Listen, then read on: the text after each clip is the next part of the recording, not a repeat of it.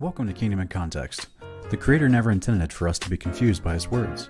He gave us His words of life, and He gave them in context, to be understood and beneficial to our walk with Him. This channel's goal is to bring clarity to some of the misconceptions that have formed over time among believers and taught by others, however innocent and well-intended. The Scriptures make complete sense when we keep them in context of His coming kingdom and His coming King, Jesus the Messiah. If you're blessed by what we're doing with this channel and feel led to support us, visit the video description below where we have a PayPal option, a monthly Patreon option, or a traditional P.O. Box address. Thank you, and remember, context creates comprehension.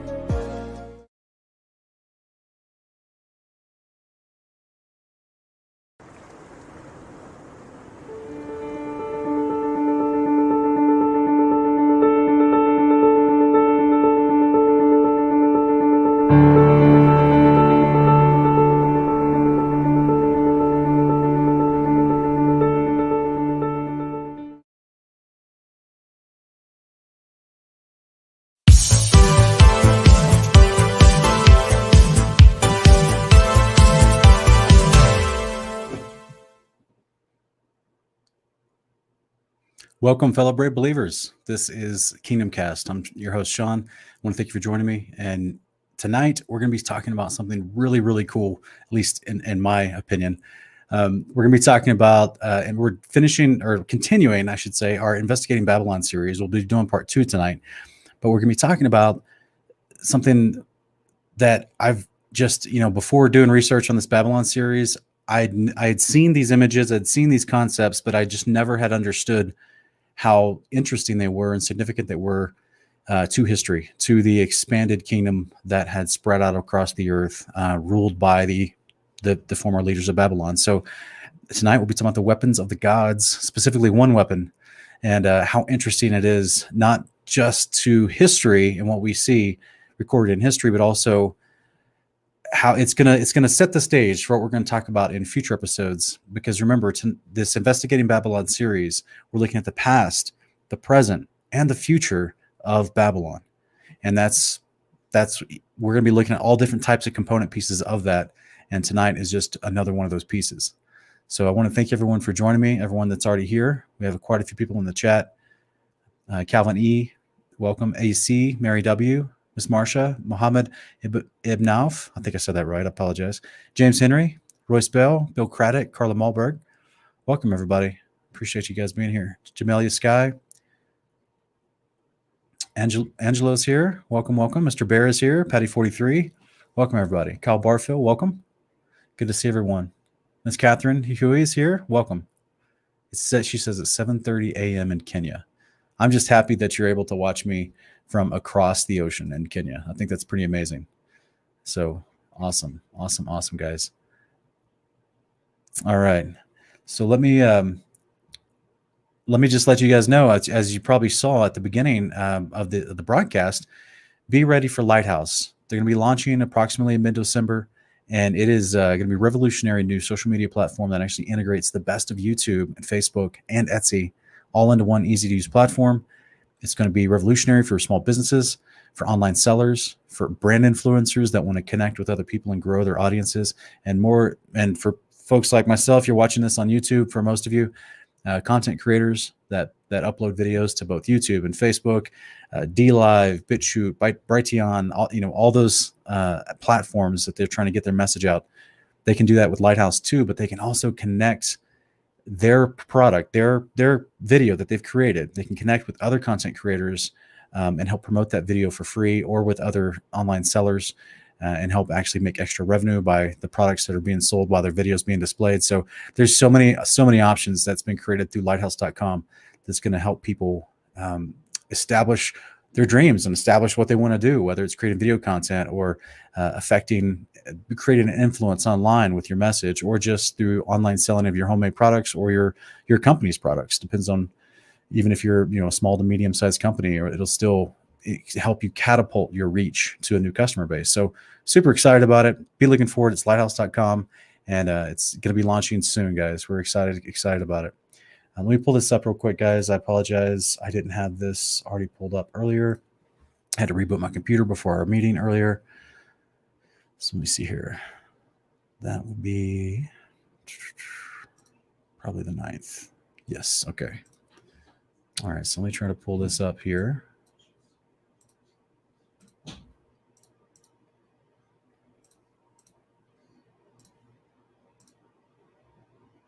All right.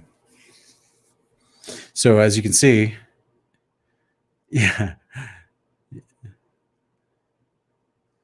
Yeah, I appreciate it, AC. I appreciate it. People are looking forward to going over to Lighthouse. That's, I mean, hey, just like Sean M, Etsy shop transfer, not a transfer because Etsy has very specific guidelines and policies, but you'll definitely be able to take all your products you have on Etsy and you'll upload them much, much, much faster. In fact, you could probably upload 10 products in the time it takes you to upload one product on Etsy. So people that are bringing their store over from Etsy or from Amazon sellers, it'll be super easy for them to establish their store on Lighthouse. Very, very easy. Yeah, absolutely, guys. Kyle, I appreciate it. That's the goal, brother. Hopefully, people will want to move over to Lighthouse. That is the goal. They'll see that they're not going to get censored over there. They're not going to get deranked in their actual video content. They're not going to have to put out 12 videos a week just to get into the algorithm rotation on like YouTube does. They're not going to, you actually can be evaluated on your content and how people respond to your content as opposed to playing all these specific games within YouTube and then not saying the right word and getting banned or demonetized because you said the wrong word or something like that. That none of that nonsense is going to be on Lighthouse. It's going to be super, super simple for people to use and grow again. So be excited, guys. Tonight, part 2, investigating Babylon. Let's look at some of the concepts of Babylon. Now, as we talked about previously, we will review scripture, but this, obviously all of it centered around the story of the initial building of the kingdom and the tower, the city of Babylon post-flood, a couple hundred years after the flood of Noah. So all of it's based and centered around scripture. But we have lots of history that was not recorded in the scriptures that give us great indications about that time period, that region, that era, and we're going to be talking about some of those tonight. Genesis 11, 8 through 9. So the Lord scattered them abroad from there over the face of the whole earth. They stopped building the city. Therefore its name was called Babel, because there the Lord confused the language of the whole earth. And from there the Lord scattered them abroad over the face of the whole earth. So guys, this is the scattering that happened with Babylon. They were trying to build this, trying to create their own authority. Sorry, one second. But the Father did not want them to continue this. So therefore he scattered them. So therefore they stopped building the city. That doesn't mean that they stopped behaving according to the ways of Babylon. And it doesn't mean they stopped building other cities. They just stopped building that city. He thwarted their efforts in that specific region and place. But these people that were spread out, it doesn't say anything about them converting to the ways of Yahweh and coming into repentance. It doesn't say that they stopped their bad behaviors or their religious idolatry or their pursuit for total control and power and authority over themselves. It doesn't say any of that. It just says Father stopped what they were doing in that place, that region, that location, building that city and that tower. So therefore, that people group, now not being able to communicate with each other, spread abroad over the face of the earth, went back to their lands where they originally were pulled from. Because remember, these were people that were pulled together that were already expanding, because this is what the book of Jubilees tells us, right? Chapters 9 and 10, or excuse me, chapters 8 and 9, that Noah had brought forth his sons and his grandsons, and he apportioned huge portions of land to all of them as their inheritance. Those people went out to live and, into those areas to create their families. So therefore, when a centralization of power and peoples became what we were reading in Genesis 11 as ancient Babylon, those peoples were drawn from the areas they had been living for the past few hundred years in order to help build this city and this tower. So now that project has been thwarted and destroyed by the Father, they're going back to their lands. But now they don't speak the same languages. Now they all speak different languages.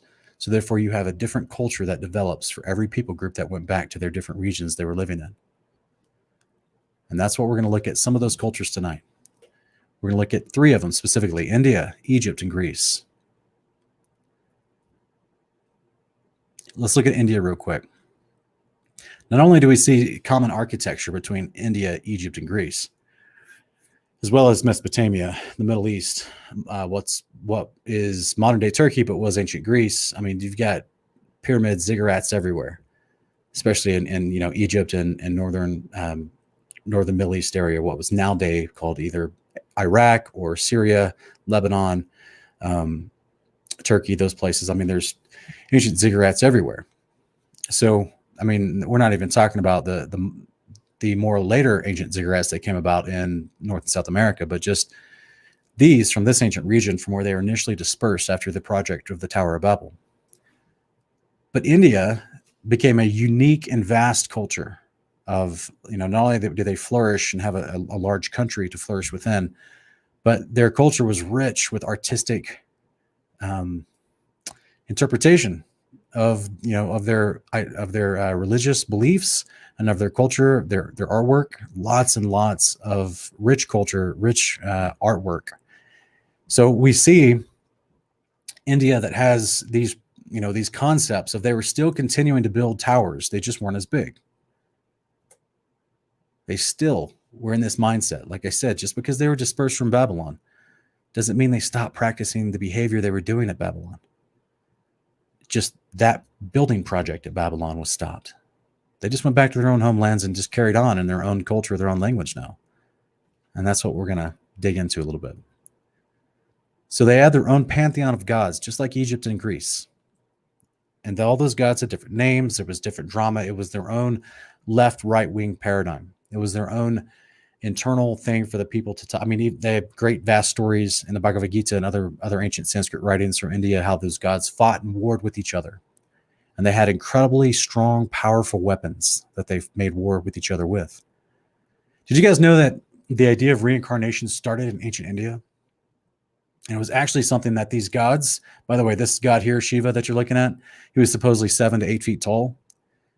Yeah, I'm going to suggest these gods. And this is consistent with much of the artwork in ancient India, is that these gods that they worship, not only were many of them of the actual Aryan race, but they claimed to be Aryans, but they also were 7, 8 feet tall.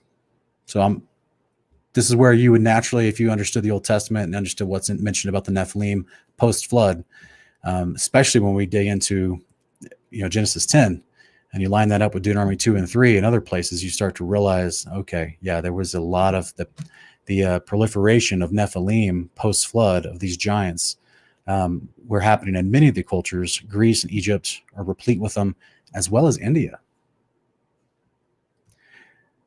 But these gods had weapons that were always a part of them. This particular one here, this particular god is called Durga. And he is riding an elephant, guys. How big is an elephant? That's not a baby elephant. Yeah, you're right. You're right, Royce. There's nothing new under the sun. This is why we're going to see the commonality between Egypt, India, and Greece as it pertains to them practicing the same things that ancient Babylon was doing. They just took it to their new land, or they took it back to their homelands and carried on with their own distinct culture and language. But I want you guys to take quick notice here. This is Vajra. He was considered the weapon of Lord. Excuse me, I meant to say his name is Indra, not Durga. And he was considered to have this powerful weapon in his hand. It's not in his right hand; it's in his left hand. The one that kind of looks like this. I don't know if you can see that or not. And supposedly it could destroy the enemy in the form of an attacking flying machine. But it also had the ability to cause rain and was a symbol of fertility. The Vajra itself is a thunder of 1,000 blades, is what they called it, forged from iron or gold and mixed with bronze or stone. You guys, the literal word Vajra in ancient Sanskrit means thunder of lightning. So what's interesting here is this particular weapon is what was called the Vajra. And this has been found in archaeology all throughout India and many other countries in that region, and even north of that region throughout Asia. There's many, many examples of the Vajra with different styles. Now, this style up here in this picture in the green looks a little bit more than like the picture that we just saw, but there were other artistic styles where it started the little blossoms, if you will, around the interior blade started to curve around it almost like claws. So it just depends on the style of the Vajra that they've uncovered and dug up. Here's a big one. Do you guys see the people sitting down next to this big Vajra they found? Look at the scope and the size. There's a guy in a pink shirt on the bottom left, and in the back right, there's a guy in a black shirt, and you can see his hair peeking up above the interior opening of that Vajra. This was found in Nepal, in the mountains of Nepal. Big Vajra. This was a powerful weapon, was considered one of the most powerful weapons of the gods in ancient India. And it could control and send an attacking flying machine. We're going to get to that later. In Sanskrit, the Vajra means a thunderbolt or a lightning bolt. Here's a different version. Very artistic, very unique. But there's a reason for it, and we're going to explain. Here's a couple of Vajras that have various designs that are in a museum in India. As you can see, one of them is kind of flat, kind of two-dimensional design, and another one is got more of a three-dimensional shape to it. Lots of different versions of the Vajra. It's not about the design, it's about what it was supposed to have done. Here's another artistic one that was found in Tibet. This one's very ornate. I doubt this one was actually used for war or anything, but very ornate. You guys see the Vajra in his hand? This is ancient Shiva. This is the god Shiva. You got the serpent wrapped around his neck. He's got the half moon, all the symbolism of Isis, of Egypt. He's sitting with what does that look like in his hand, guys? Put in the chat if you know what that is in his hand. What do we commonly call that? Exactly, where spell. This is all the same stuff that they were using. They just brought it back with them. It's the same concepts. This is why we're going to see it in all these different cultures. Yes, they were gigantic.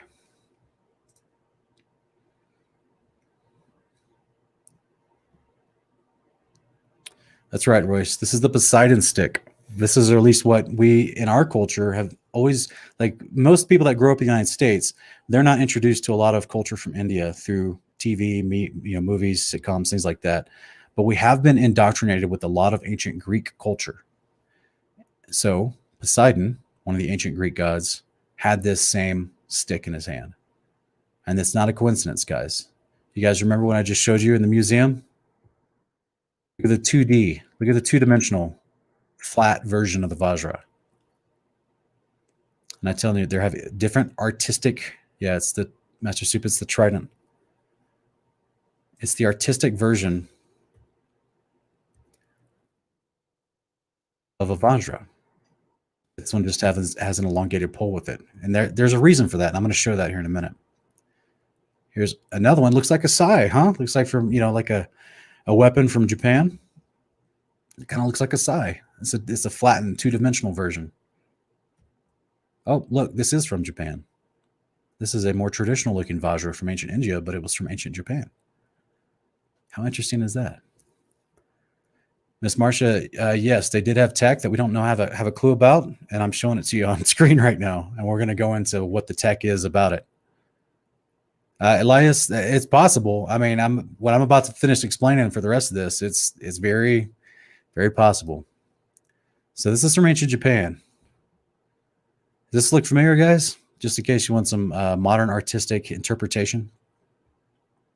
Suddenly you wondered why these TIE fighters are shaped so strangely. Just an idea. Just throwing that out there for fun. Just for you Star Wars fans. Oh, but what about you Star Trek fans? You ever wondered why this ridiculous looking Romulan ship was shaped like this? When you're having a battle in the air, just like ancient India talked about the Battle of the Gods. So Lord Indra of ancient India. Yeah, Shannon Lowe, you're right. It's also, they use these in the Stargate movie. I just didn't, I've already had way too many slides for this presentation. I just didn't want to show too many. So I was just trying to show like really, yes, a lot. Stargate like is a really popular movie and the series was popular, but I figured people would recognize Star Wars and Star Trek a little bit more, but you're right. It's in that one too. So again, this was considered to be the most powerful weapon in ancient India among the gods. that it was literally named Thunderbolt or Lightning Bolt, can control the weather and also could somehow control or send out an attack against you in the form of flying machines. Flying machines. What are we looking at here? You guys know about ancient Vimanas? Anybody heard about ancient Vimanas? You ever read the Bhagavad Gita from ancient India? We're going to go into this in a future episode, okay, guys? I'm just teasing y'all with this right now. We're going to talk all about Vimanas and Hitler's Bell Project and a whole bunch of other stuff when we transition into our present Babylon Present series, right? We're still in Babylon Past series. We're looking at ancient Babylon. But when we transition into present Babylon, we'll talk about it more. You guys see this? Here is a Vajra on top of a bell from ancient India. There's a reason why they put these two together. Look at all these different depictions of a Vajra on top of a bell. They had all these different depictions. Like I said, when we go over Babylon in the present form, we're going to be reviewing the Vajras, the flying machines, the bell projects from Hitler, because Hitler was obsessed with the Aryans here from ancient India. That's literally where he adopted the swastika. But yet in ancient India, it was supposed to mean peace. But the point is, that's where he adopted his occultic religion, was from ancient India. Let's transition, guys. For the sake of time, we'll go over to Greece. Here in Revelation chapter 2, 12 through 13. Kyle, not only does it look like the Pope's crown, but I almost included a picture in here how it looks just like Queen Elizabeth's crown, too. She's got a Vajra on, and it's a weird crown. It's not the traditional tiara-style crown, but it's the other. It's like the dome cap crown, the one that has the purple felt on the inside. It's got the Vajra tendrils that creep up to the top and come to a point at the top. I always wondered what that was, such a weird design for some sort of crown. But yeah, it's just an ancient Vajra. So guys, if you look, and here in Revelation chapter 2, 12 through 13, it says, "And to the angel of the church in Pergamum write this. The one who has the sharp two-edged sword says this, I know where you dwell, where Satan's throne is, and you hold fast my name and did not deny my faith, even the days of Antipas, my witness, my faithful one, who was killed among you, where Satan dwells." In the same verse, guys, he mentions twice that this is where Satan is. Do we take that literally? Remember when Jesus was tempted in Matthew 4 and Luke 4? Satan came up to him? Do we take that literally? Remember in Job chapter 1 and 2 when Satan goes up to heaven with the other angels and presents himself before Yahweh, and Yahweh asks him, "Where you been?" He's like, on the earth, to and fro. Do we take that literally? Do I take Revelation 2, 12 and 13 literally? When Jesus is telling John, giving a message through the angel to the church at Pergamum, which is in ancient Greece. It's now modern day Turkey. Telling them this is where Satan's throne is. This is where Satan dwells. I know you're there. I know that they're engaging in persecution against you there. Do we take it literally? So this was the temple of Zeus, also considered Satan's throne, in Pergamum in ancient Greece. Here's supposedly, remnants of one of the temples to Zeus, and supposedly this one is of Pergamum, in Pergamum, of that stone structure I just showed you the drawing of. Here's a replica that they've made and put inside of a museum. The Temple of Zeus. Here's a replica they made for Obama's speech, one of his speeches several years ago. But that's a little here nor there. Let's talk about Zeus. This is ancient Greece. We were talking about ancient Shiva and Lord Indra from ancient India a minute ago, and this powerful weapon they had. Do you guys look at it? Look what's in his hand. Do you guys see what's in his hand?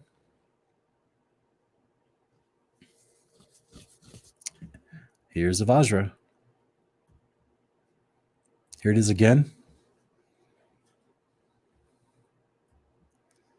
Here he is again with the Vajra in his hand. Guys, but ancient Greece called this his thunderbolt. You guys remember what the word Vajra means in ancient India in Sanskrit? It means thunderbolt.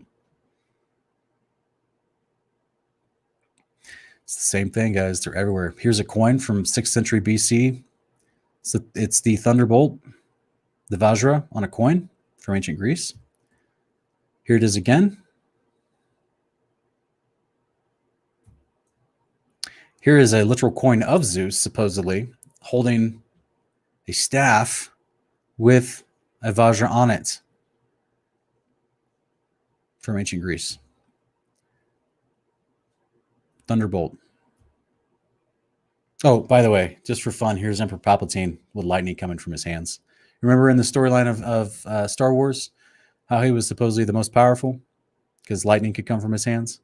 Nobody else could do that. Interesting, huh? Thunderbolts coming from his hands. What about modern incantations like Iron Man? Directly from the palm. Remember the statue, the picture in the statue of Shiva holding the Vajra? He's got the all-seeing eye in his hand. Most of you guys already know that's a huge thing in the occult. That's where the power comes from. And that all-seeing eye is connected to something that connected to the Vajra that we're going to study in Egypt.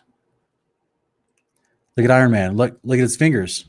Are his fingers the tendrils that stretch out around the blade from the Vajra in a modern day depiction? Possibly. It's interesting, though, that he shoots lightning from his hand. And he shoots a photon blaze or something like that, laser blade blast from his hand. But this is the first Avengers movie that happened in 2012.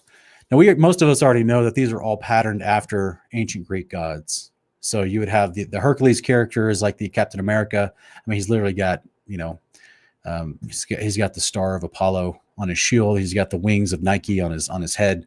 You've got literal Thor there, who can shoot lightning from his hand, from his Mjolnir, from his axe.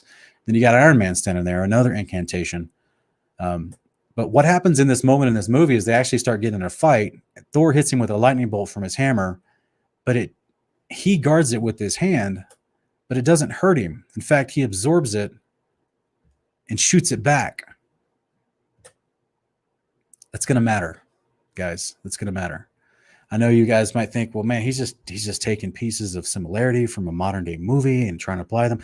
Guys, the symbolism is going to matter because we're actually getting into the tech of what the Vajra could do here in just a minute. I'm just building. I mean, we're only 27 minutes in. I'm just building to explain where this stuff goes, what the ancient people believed about these things, and should we take their beliefs seriously? Let's move into ancient Egypt. You guys see a Vajra anywhere? You guys know who this is in this boat? This is Ra, head god of ancient Egypt, sun god.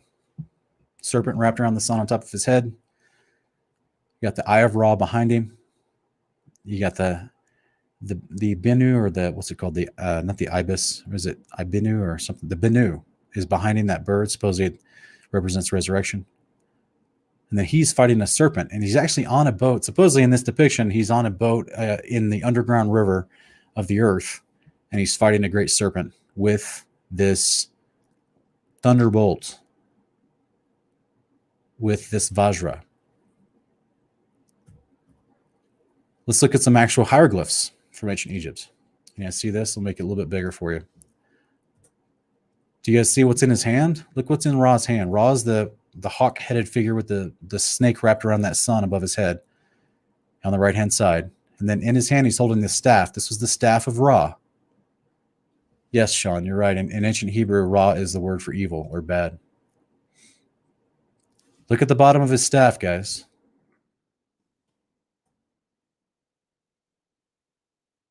This is the staff of Ra that carried great power, that he could fight other monsters with great power. And it actually helped him control the eye of Ra. That's in the myths. I'm not going to put that on screen because that's actually just in the myths of ancient Egypt. So it's hard to verify, but that's what they claimed. Here's another depiction. We see the staff of Ra being held by this guy on the wall. There's the Vajra at the bottom. Remember, it's various depictions. And you might be saying, well, Sean, that doesn't look like exactly like the other Vajras. It's much more simplistic.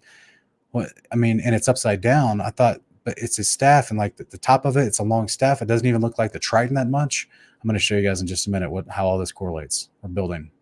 Here it is again with Ra again on a tablet that was found with hieroglyphs on it in ancient Egypt. Here's a Tesla coil in modern day science. This is actually a picture supposedly from approximately the early 1900s. And this was a Tesla coil in one of Nikola Tesla's factories. And the lightning that is coming out around the center rod is coming out in the shape of the Vajra's tentacles, or tendrils, I should say, the shape of like the claw pieces that are coming up around the weapons that we looked at that were recovered from archaeologists. Here's a rod in between the lightning discharge from a Tesla coil coming out just like the shape of a Vajra that we saw in Zeus's hand, that we saw in ancient India in that god Indra, his hand. Here's a double-ended Tesla coil shooting out the same pattern, a double-ended Tesla coil shooting out the same pattern. In case you wondered why the Vajra, there's incantations of the Vajra that were double-ended. And then we see like the Staff of Ra or the Poseidon Trident that's only one-ended. Here's another picture from this one's actually from 1898. Is Nikola Tesla sitting in his factory, sitting underneath the electrical discharge that's coming out like the Vajra that we saw in the hand of Indra and Zeus. It's Nikola Tesla. If anyone's unfamiliar, this guy was an inventor, an engineer, electrical engineer, and he invented about most of the things that are in your car.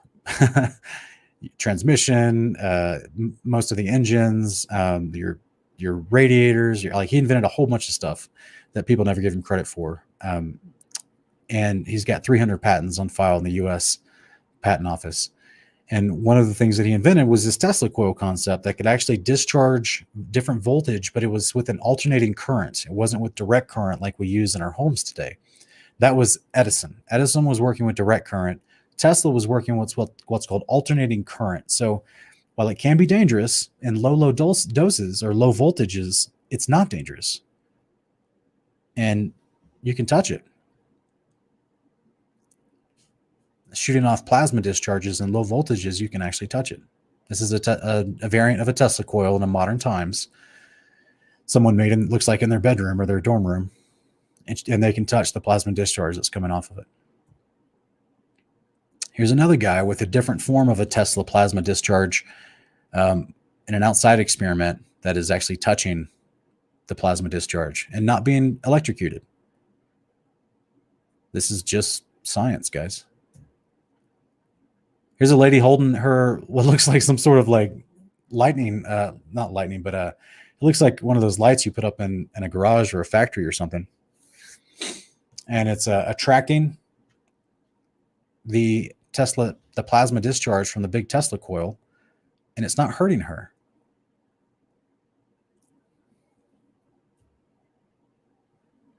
Oh, hang on, guys. I forgot. Let me look at something real quick. I want to show you guys something really cool. Let me find it real quick.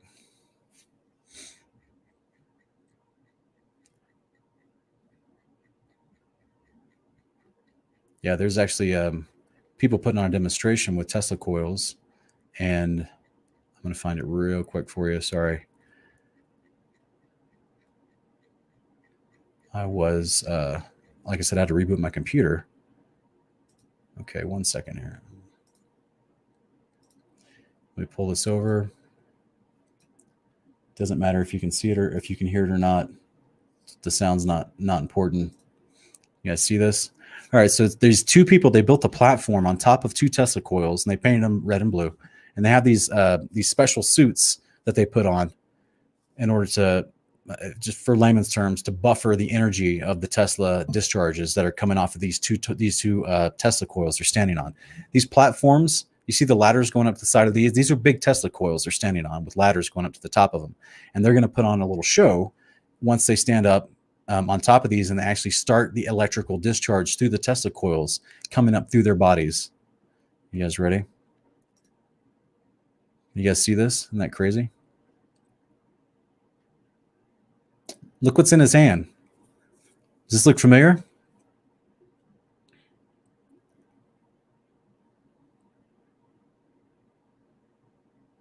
Looks pretty familiar to me. Pretty interesting, huh? So they actually start fighting, showing you that under the right conditions, with the right instrument in their hand, they're not being hurt. You see that? Guys, they're literally shooting electrical discharge at each other, and it looks like lightning. They're not even being hurt. Now he's just zapping him with it, right? That the right tools, the right voltage, you can put on a show. And if the people don't know how you're doing it, they would think these guys are Thor. Yeah, Royce, it does look cool. Yeah, it looks great. It looks fun. But as long as you know what you're doing, like, it's safe because it's safe science. But, you know, if you turned up the voltage, it would be pretty harmful. Their suits couldn't contain it, but they got it at the proper voltage for this demonstration they're doing. But if you had the right tool in your hand and you knew how this stuff worked, because you knew the properties of what a Tesla coil does and how it would discharge energy, and if you could augment or turn up that voltage with the right tool in your hand, suddenly it becomes a weapon, a portable weapon. Why? Because the point of a Tesla coil is that it can actually pull out of the ether, out of the air, it can pull energy. I don't know if many people know this, but this is like in 1895, Tesla used to do experiments in Colorado Springs, Colorado. And one of his famous experiments he did was he was taking one of his Tesla coils and he put it in the ground. And the top of it was supposedly pulling energy out of the air. And then he put a light bulb like 100 yards away in the ground, and it lit up the light bulb. So it was pulling energy from the sky, and it was conducting that energy through the soil to this light bulb that was just pushed into the dirt, and it turned on the light bulb. He was proving that there is this ether, that it runs through all of creation, in the sky and in the land. It's being powered by an electromagnetic force, low voltage of alternating current that will not hurt you until it's manipulated in the proper way with the proper tools. So when we have people showing a Tesla coil, this is a large-scale Tesla coil that was in Russia. They don't use it anymore, to harvest electricity. Why aren't we using that all across the world? Because Edison won the propaganda battle back in the early 1900s. But that's a whole nother show. Remember these? What does that look like, guys? Does that look familiar? Guys, let's go to Egypt. We've been in Egypt, right? We've been talking about this idea of Ra, his staff. Now look what these are. We talked about these in my Polyon video. And yes, 711 Lucas, you're right. Yeah, copper is an important part of this. And yes, 5-stone SECC, Tesla coils give free energy. That's right. So the idea is that, by the way, 711 Lucas, those Vajras that we saw and the first pictures, my first slides at the beginning of this broadcast, most of them are made of copper. So what are we looking at here in these hieroglyphs from ancient Egypt? We're looking at little dudes standing next to giants moving this big pillar. And as I show in my Polyon video, this pillar, guys, was called a djed, D-J-E-D, a djed. This is closely associated with Ra and Osiris. Does that look familiar? This is exactly what we saw on one of the bell-shaped Vajras that we just looked at. And we're going to see it further because this is the shape of a Tesla coil. This is a little bit better picture of that interior temple with this hieroglyph on the wall. Now let's look at the staff of Ra being held by ancient rulers. We got Ptah, P-T-A-H. Ptah is on the left. I think it's Pharaoh Amenhotep, I think is who it is, the gold one in the center, and it's also him close up on the right. You guys see this? The staff of Ra with the Vajra at the bottom, Tesla coil at the top. Just in case you want, it's at the Vajra at the bottom, Tesla coil at the top. It's right there in their hands. You guys want to see it more directly implicated with the staff of Ra? Here we have the Ankh, represents resurrection. The Djed, which was supposedly, according to ancient Egypt, this mysterious thing that they referred to as like the backbone of Osiris, because supposedly it's what helped him transition his mortal flesh into immortal flesh. Please go watch my Apollyon video, and I break that down and go into depth about that and why he's the Antichrist that comes back. But then you also have the staff of Ra right next to it with that Vajra at the bottom. Or you just turn it upside down if you're going to use it. All this is connected, guys.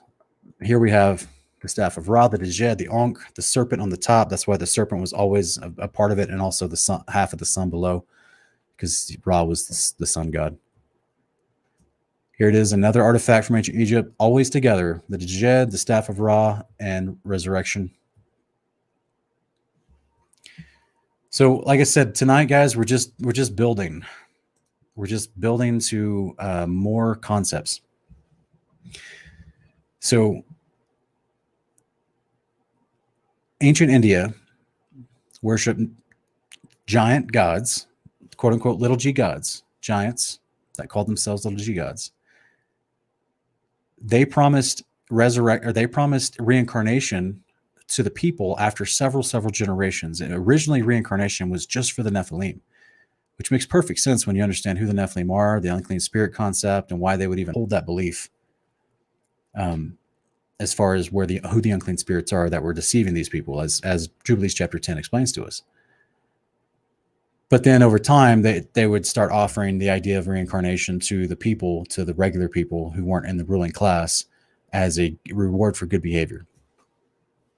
So, but it originally came from the Nephilim, these ancient rulers that had come from Babylon. Guys, not everybody was destroyed when Babylon was overthrown. That's why it's called overthrow in the book of Jubilees. The tower itself was overthrown, was destroyed. The city was abandoned. The whole project, the whole building effort was abandoned because they couldn't communicate with each other anymore. So they just spread out to the different lands, as you read in Genesis 11:8. Some went to the south, to Egypt. Some went to the southeast, over to India. Others went to the northeast, into the Greek area. But they all took the same concepts with them. And I submit to you that they took the same rulers with them. And that those rulers just traveled around. It was a common practice of the fallen angels before the flood in the book of Enoch. They taught mankind the use of antimony, the flattering of the eyelids, makeup, basically. Well, that's why we see all these ancient gods from ancient Greece, from ancient India, and from ancient Egypt all dolled up in makeup. And many of them are transgendered as well. Another common trait within Babylon, both past, present, and future. But this is the same ruling class. This is the theory I'm putting forward, and there's a reason for it. And the same symbols and designs of the ancient powerful weapons we see in modern day movies by people that are making movies and trying to, bring a different narrative that is absolutely 100% against the Bible, like the narrative of Star Trek and Star Wars. Right? The whole story that's built around that narrative is an influx of New Age ideas and also ancient ideas from ancient Egypt and ancient India, as far as their philosophy and different precepts that are built into the idea of the Jedi Order and the Sith Order and all this different stuff. But then you've got the modern incantations within those artistic depictions, literally of things that we see in hieroglyphs and ancient paintings and ancient pictographs from these ancient cultures about how the gods had this stick of lightning. So I just want to we're building information for these series. Okay. We're going to, I honestly don't know how many series, how many parts of this series it's going to turn into. It may be 7, it may be 8, but the point is there's a lot to look at when you're talking about what was ancient Babylon, because people say, oh, well, we don't have any record of it. They can't find evidence of where the city was or the tower was. And I'm like, bull, it's all over the place. They're using the same architecture and everywhere, all across all the other continents, all the other places where they went out and scattered out and kept building and kept doing the same behavior with the same power structure, with the same hierarchy of leadership. They just weren't unified anymore. They had their own language, their own culture. They're still doing the same anti-Yahweh behavior. And they're still ruling with power over the people that they rule over. So this particular episode is focusing on one aspect of that power. And how interesting is it that, as we read earlier, that this particular Vajra thunderbolt weapon that they had, not only could it control the weather, but it's also literally called Thunderbolt. And in Zeus's depiction, it's actually shooting lightning from it. But also that it can control flying machines. Like I said, we're going to talk about the Vimanas. I know a lot of people are probably interested in that. We're definitely going to talk about that in upcoming episodes, because that's blends right into the deception of today and what's coming. And it's so ultimately, though, there's an ancient story, there's an ancient legend about Ra in Egyptian writings. And it's that the Eye of Ra, which was symbolized with the little eye that you guys see, the Eye of Ra. It's also, if you look at the one that faces the opposite way, it's supposed to be the Eye of Horus. But the Eye of Ra, the one that has the eyelashes on the left-hand side, the one that we saw in the pictograph behind Ra on the boat earlier, when he was holding that Vajra fighting the snake, that is a depiction of his power, of this all-seeing eye. And supposedly, it took on different forms. It wasn't just something that was an eye as a symbol, but supposedly it became an actual animal at times. It became an actual weapon at times. And at other times, it was more practical. And we're actually going to talk about that, the Eye of Ra, in the very end of this series. But there's a legend from ancient Egypt about the Eye of Ra and how supposedly he sent it out to punish mankind because of their disobedience at one point. Mankind within his control, within his kingdom, and it started killing way too many of them. So it was an actual thing that went out and did his bidding and physically killed people, and then he had to call it back because it was doing too much. I just think it's interesting because I see a lot of unique parallel to this concept in Revelation 13, where the second beast creates this image that is patterned after the first beast, and the breath of life is given to that that image that's been created by the second beast. And then that image goes out and persecutes people, forcing them to worship the first beast or killing them. Because if they're not worshiping the first beast, they're being disobedient.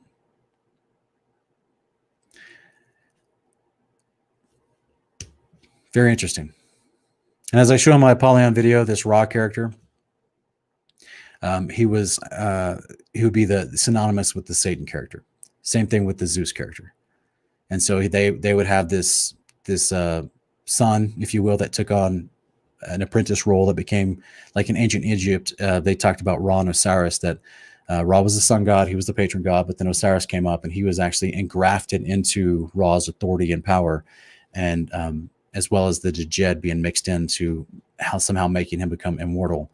And as a result of that, he was Ra then labeled Osiris the King of Kings and Lord of Lords, but specifically of the underworld. And this is where we see this Apollyon character, who's traced back to Osiris of ancient Egypt, coming out of the pit in Revelation 9, which I've shown in my Apollyon video, that is the Antichrist, that is the beast of Revelation 17:8. So this is why I'm trying to show and bring some perspective and some scope to all this, guys. The Father, through his Son, through an angel, speaks to John in the book of Revelation, gives a message in chapter 2, tells you that at that point in time, he literally says in 2 verses that Satan's throne was in Pergamum, which is in ancient Greece. Physical place. It's a real place. Do we believe that the Nephilim were real or not? Do we believe these stories of that they would have had a leader too? Do we believe the book of Enoch and Jubilees that tells us that the unclean spirits who were called Nephilim before the flood, and then after the flood, they were just disembodied to try to attempt and oppress and attack mankind? and they were the ones that they were considered being worshipped as gods, that were influencing the new Nephilim and the new kings that were being rebellious towards Yahweh after the flood. They were all under the control of Satan, according to the book of Enoch and Jubilees. All of them. And I would posit, according to the book of Revelation, I mean, it even tells you in Revelation 12 and 13, it's Satan who gives his authority and power to the first beast. And that first beast is the one that comes out of the pit, Apollyon. This is the same structure of hierarchy of Zeus and Apollo, Ra and Osiris. I don't know the actual counterpart to Shiva in ancient India, what the god's name was above him. I can't remember it right now, but it's the same concept. They had the same staff of power. You guys remember the concept of holding that staff was mean you rule with power. That was your, we see this same type of language being used of Yeshua, right? That he'll rule with an iron rod. Well, they literally had a copper or iron or wood or stone. They would literally have a Vajra in their hand, the head rulers of these ancient cultures right after the fall of Babylon. They had this literal rod that was a Vajra that has on it the same concepts that we see today. If another one was made, you can conduct power through it. You could literally pull electromagnetic energy out of the air, conduct it into an actual discharge of plasma in a high voltage. You literally have a thunderbolt in your hand. So guys, if you have any questions, I appreciate you bearing with me through this. And if you have any questions, put them in all capitalization. I want to thank you guys. One second, let me turn this off. I want to thank you guys for joining me tonight. This was we normally just do a lot of scriptures, but real quick, there's a couple comments. There's someone in the comments that's talking about the correlations of NASA as far as the ancient gods of Apollo and different things like that. We're definitely going to get to that, guys. That's definitely a part of this series when we go into Babylon in the present. Remember, it's three component pieces of this series: the past, present, future. So we're definitely going to be touching on NASA in the present day series when we get there, those parts of the series.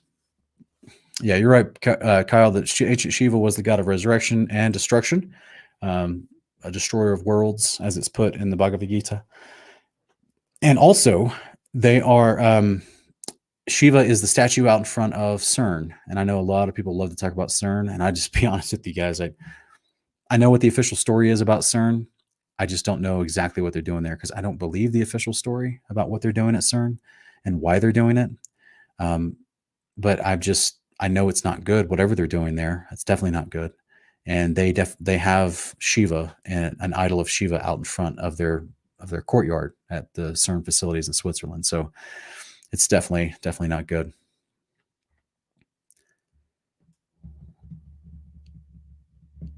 EFT World 2 is asking, Sean, do you think space could be the darkness upon the face of the deep?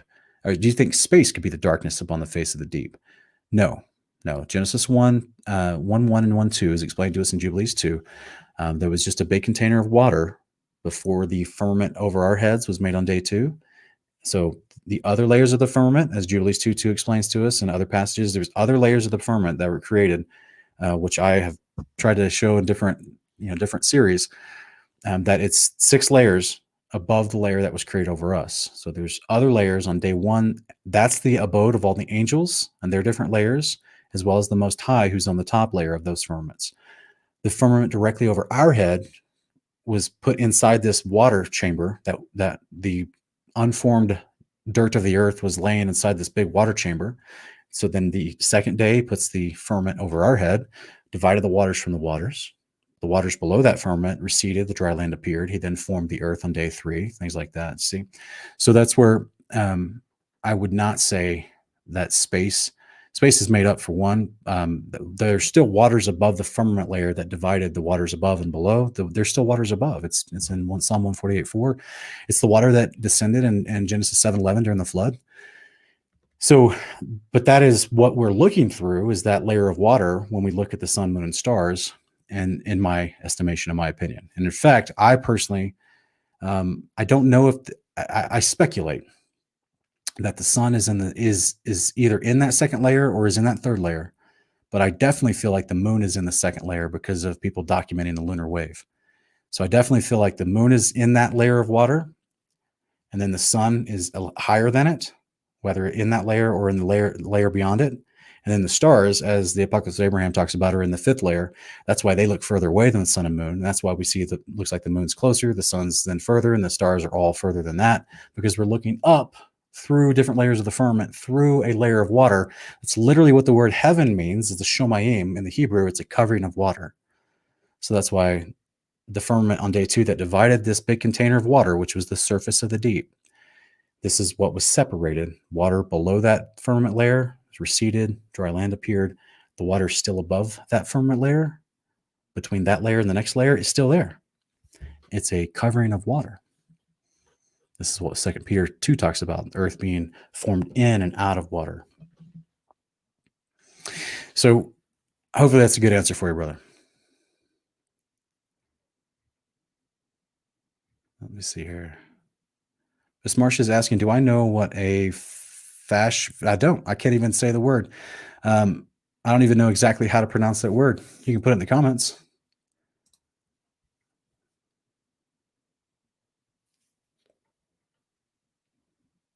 Paul the disciple is asking, will we have consciousness while in Sheol or just after resurrection? It depends on what level of consciousness you're talking about. Clearly, there's some form of consciousness there. I don't think Yeshua is going to lie to us, to be honest with you, about afterlife theology. In Luke 16, talking about the rich man and the poor man, one is in actual emotional anguish and torment.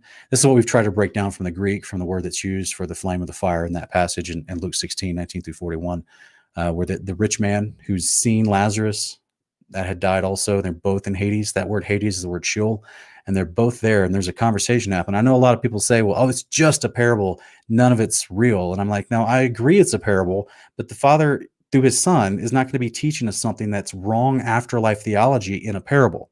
That would make him a false teacher and disqualify him from being the Messiah. So I do believe the descriptions of that parable are legitimate descriptions of what happens to someone after they die. They go to Hades, which is the Greek word for the Hebrew word Sheol. They do have some level of consciousness. They don't feel, the people on the unrighteous side, where the rich man went, they feel emotional torment. Nowhere is it described that there's an actual flame they're burning in. The flame that he was wanting a drop of water from Lazarus' side, is that's the drop of water of life, because he wants to escape the second death, which is where he's thrown into the flame, which is the Gehenna, the lake of fire, which destroys him completely. So in the interim, he's just lost his body and waiting for the resurrection of the righteous and the wicked at the end of the millennial reign. So this is why he's in some level of consciousness. He just doesn't know. He can't go anywhere. This is his confinement, as Enoch 22 explains why that was created. So this is where the soul goes after your body dies and you're waiting a resurrection. Everything's going to be resurrected. All of humankind, I should say, will be resurrected. And this is what Paul talks about in Acts chapter 24, where he says, I was arrested for preaching the resurrection of both the righteous and the wicked. It's just there's timing to these events. People on the good side of Sheol, there's a first resurrection, and that happens at the return of the Lord, on the day of the Lord, at the beginning of the millennial reign. At the end of the millennial reign, everyone that lives through the millennial reign, that lives and dies, that's mortal, they're going to go to the good side of Sheol to await the second resurrection of the righteous and the wicked. So that's the great white throne judgment at the end of millennial reign, when all of death, hell, and the grave, all of Hades, all the dead are pulled up before him and stand judgment. That's the resurrection of the righteous. So the second resurrection, they go and they're going to inherit eternal life and get to live in the kingdom. But then the resurrection of the wicked will happen at that time too, and they're going to be standing before Yeshua in a real fleshly mortal body again, so they can stand judgment. And then they're thrown to the lake of fire and distinguish both body and soul forever. So that's when there will be no other form of them being able to exist or think or feel or do anything. But there is emotional torment, not physical torture like the Catholic Church teaches, but according to the Apocalypse of Baruch and Luke 16, Yeshua's parable, there is going to be emotional torment that goes on in the unrighteous side of Sheol. Because like the rich man says in that parable, he knows he missed his opportunity for eternal life. He's begging that Abraham would send Lazarus back to his family to warn his family not to come to that place. See what I mean? Which means to repent, change their behavior. So I can't, there is some level of acknowledgement there. Do you plan activities? No. You're gonna have a family and go to soccer games and have meals and do all kinds. No, it's I don't understand all you're not like Ecclesiastes 9:6 tells you, there's no planning or activity in those places when you die. But all men are appointed for Sheol at death. This is what Psalm 49 verses 15 and 16 tell us. So this is where they all go. That's why Yeshua is telling this parable. This is why they're resurrected from that place when he returns. So there is some level of consciousness. And also in Revelation 6, we see that the martyred, they are asking and speaking about when Yeshua is going to avenge their deaths. That's them dead in Sheol asking, when are you going to avenge our blood? And then they're given white robes and told to rest a little longer, because that's what the purpose of Sheol is supposed to be for the righteous, is a place of resting. They told them to rest a little longer because the resurrection was about to happen. They were given the resurrection robes. This is all happening in the time leading up to the return of Yeshua, the 42 months of great persecution of the saints leading up to the return of Yeshua. So there is some form of consciousness there. I don't know to what extent. Clearly, they're not interacting with mankind anymore, and they're not having their own society there. It's supposed to be just a place of rest. According to the book of Enoch, there are angels there that guard both the righteous and the wicked. It's not like, movies and TV and the Catholic Church has described it. It's not like Dante's Inferno. There's not just chaos going on the wicked side with people being tortured or whatever. No, there's angels that guard that whole place. They are they're the wardens, if you will. And those, I think it's Raphael actually or is it Uriel? I can't remember. I got to go back to Enoch chapter 19 and 20. But it tells you which angels guard that place. It's a place of order. It's not a place of chaos.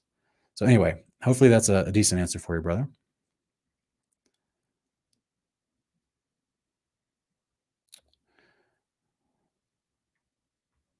All right, let's see if I saw another question. Kyle, ask him. Ask him.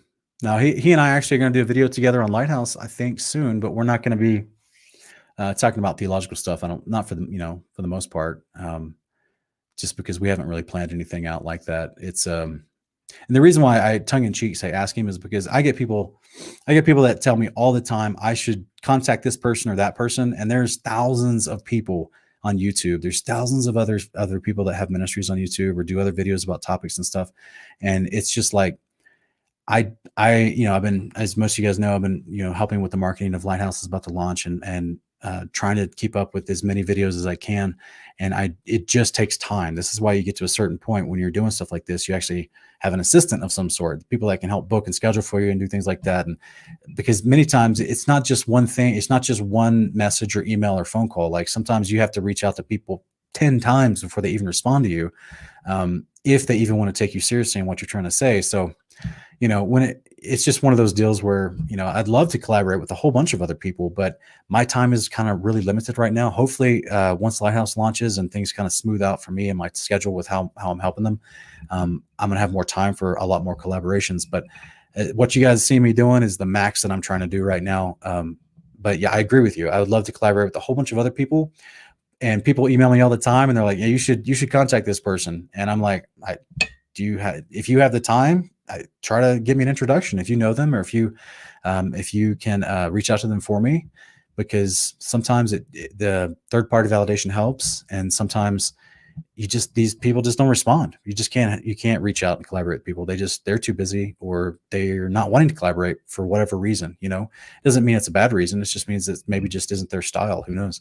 But yeah, there's a lot of people out there that I would love to have on the show, or I would love to do shows with and talk about certain topics, and brainstorm, kick some ideas back and forth, and look at what the scriptures say and stuff like that. That'd be a lot of fun.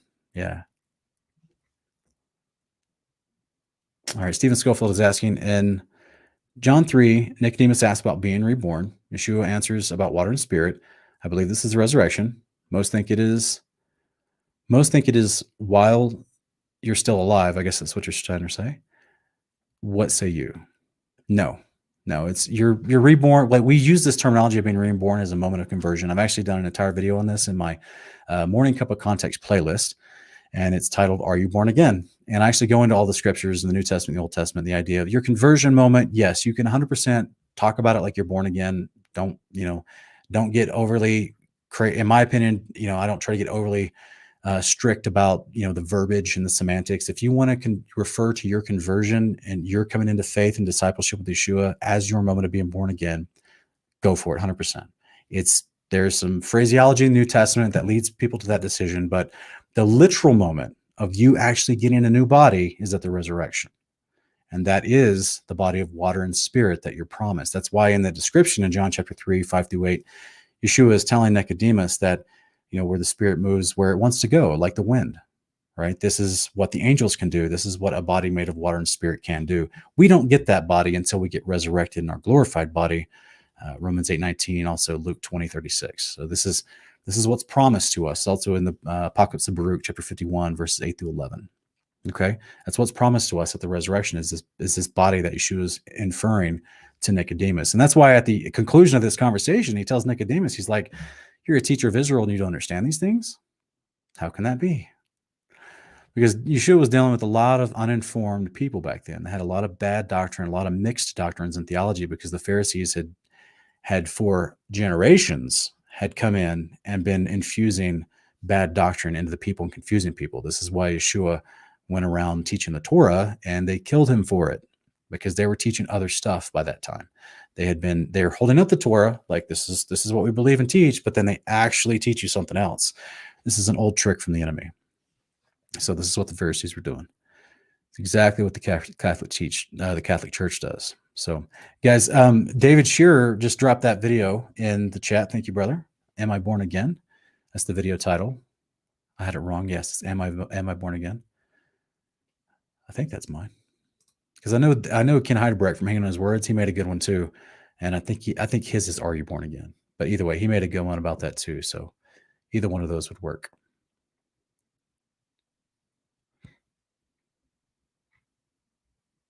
Muhammad Ibn Auf is asking, who is Hadid Rahman in Zechariah 12:11? We can look it up real quick, brother, but I'll be honest with you, I don't know off the top of my head. That sounds like some deep, deep trivia, brother. I love it. I love it. Let's go look at it real quick.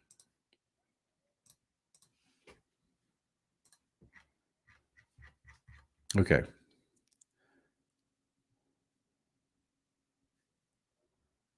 All right, so I'll put this on screen so we can all look at it together.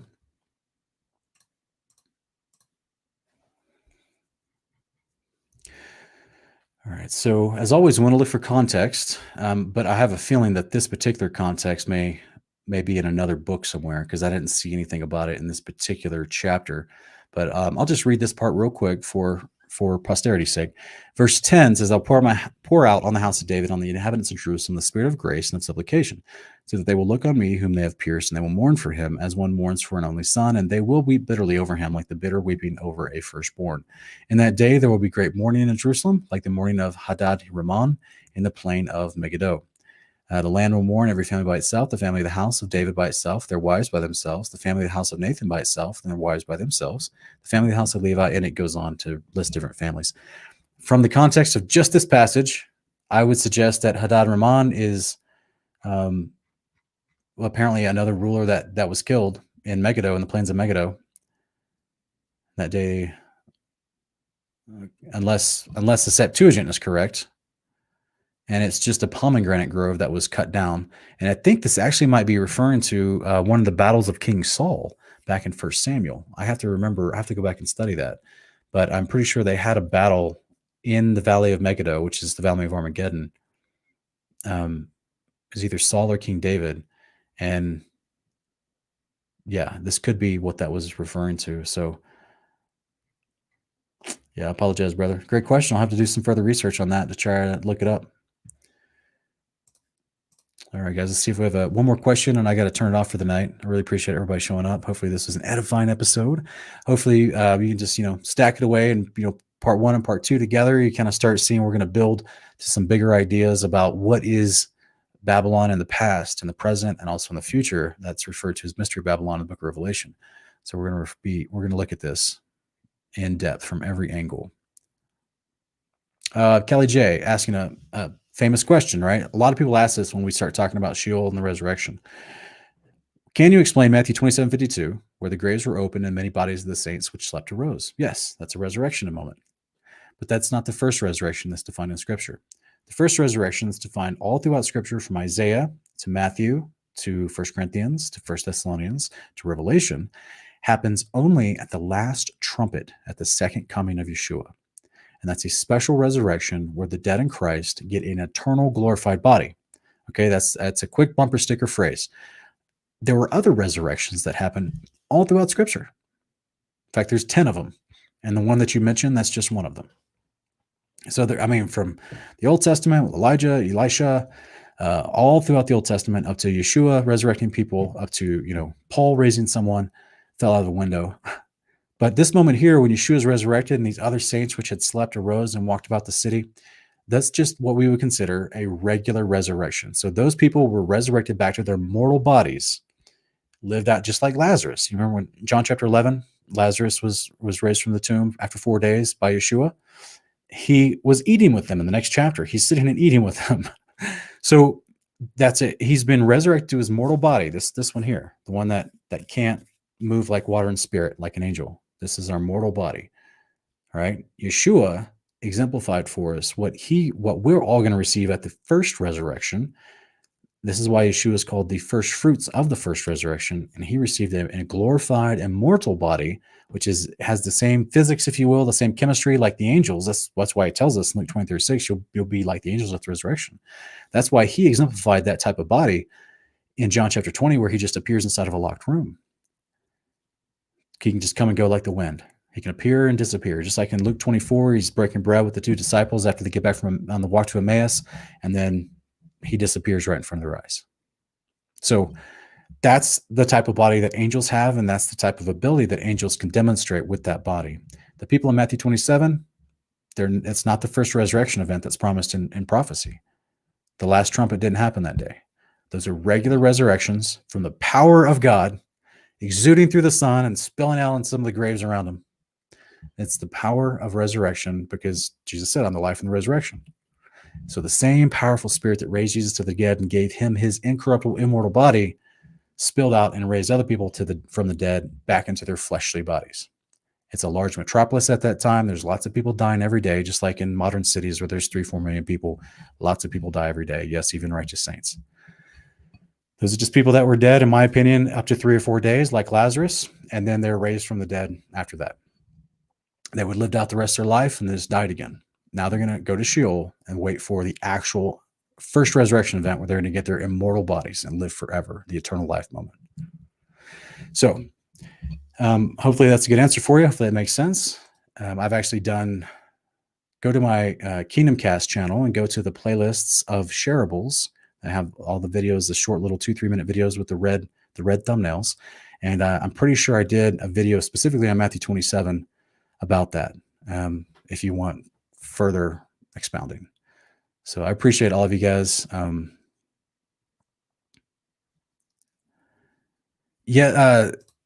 Tulipon, yes, I do. I'm actually going to do a show on it in the future. I actually did this in my seminar last year with the prophecy seminar I did, going over 2nd Esdras and the 12 and the eagles and how it relates to Revelation and stuff. So unfortunately, it's a much longer answer than right now, and I have to break out a lot of scriptures for you, but I have to end the podcast right now. So yeah, that is a that I hear you. I hear you. I'm doing one on that, and we're going to be doing that in the future. It's a great topic. So I think it's much easier than people make it. Stephen Schofield, yes, we are planning to do Honor of Kings this week. As long as Ken is still okay. He had to go to the hospital last Sunday. I guess he messed up his ankle pretty bad, and he couldn't film. So as long as he's able to do it, we're doing it. All right, guys. I appreciate everybody that's here and that joined me tonight. Hopefully it's been good for you. Share it on your socials if you like, and be encouraged. Lighthouse is coming. It's coming. We hope to see you guys here next time.